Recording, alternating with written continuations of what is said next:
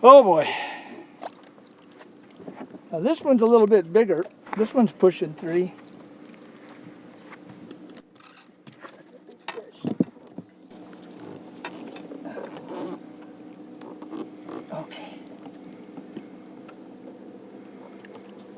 Don Iovino. The doodle rig.